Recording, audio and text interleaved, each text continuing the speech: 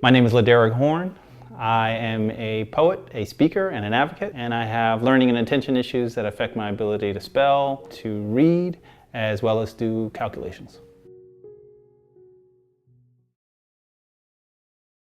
So my grandfather was Simeon Horne, and he was the head of our local chapter of the NAACP for a number of years, particularly during the heart of the Civil Rights Movement. I mean, he went to DC and was at part of the March on Washington with King. And I grew up hearing his stories about being active in the Civil Rights Movement. One of the ones that really sticks with me is he said that he walked outside of his house one night and there was a cross burning on his front yard. And the fire department showed up and asked him, to kind of get out of the way so they could put it out. And what he said to them was that he didn't want them to put it out, that he wanted to sit on the porch and watch it burn, just in case the people that were there were close by, and he wanted to show them that he wasn't afraid. So he was a tough guy, and he was shaped by tough times. And I think when I reflect back on his work and what I do now, it feels like a very connected fight, right? A struggle to create equality, a struggle for self-determination, and people being able to decide what kind of lives they want to have for themselves.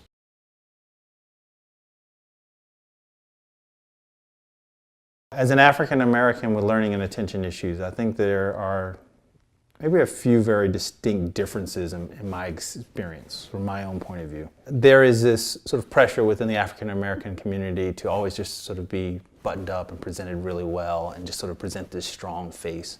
And I completely understand it, because for centuries the stereotypes of our people were that we were lazy and we were sloppy and we weren't clean and we're not on time and what have you.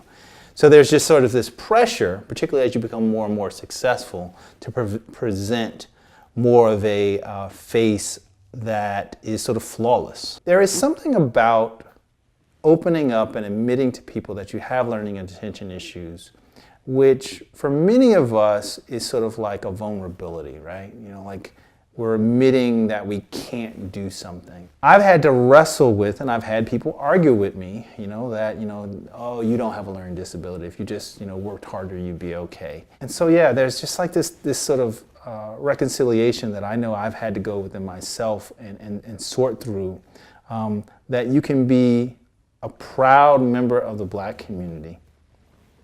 You can be an exceptional human being and also have places in your life where you can't do something or you can't do it as well as everybody else.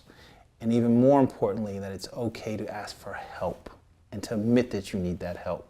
There's also something that I think I wrestled with, particularly when I was younger, of just being able to unpack the sort of racist stereotype of Black boys not caring about education, not caring about academics, and therefore not performing as well.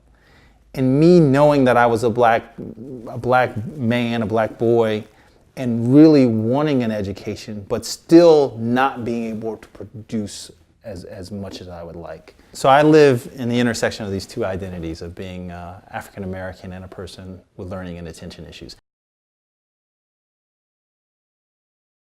There have been some incredible members of our community who have learning and attention issues. So one of my big heroes is Muhammad Ali. I met Muhammad Ali when I was 2 years old. I went to his training camp in Pennsylvania. My father took me there. He was a big Ali fan. Ali is, more than a boxer, right?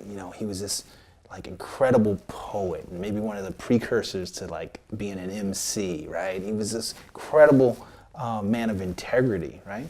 And he almost didn't graduate from high school because of his learning and attention issues, right? He struggled with reading and literacy his entire life, right? But a hero to all of us, right? I think of if your child gets diagnosed and they have some of these challenges, don't let your mind go to they'll never go to college or they'll never be able to have an excellent life.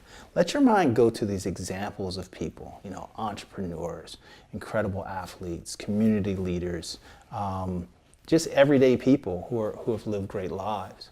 Another piece of advice that my mother wrestled with while she was raising me is that she constantly felt alone, right? And particularly if you might live in a neighborhood where you're one of just a handful of people of color, you know, if your child is also someone who has a learning and attention issue, there may be a sort of pressure to not open up about what your experience is. I would say, you know, make sure you do open up. There's no, you know, silence isn't golden, right?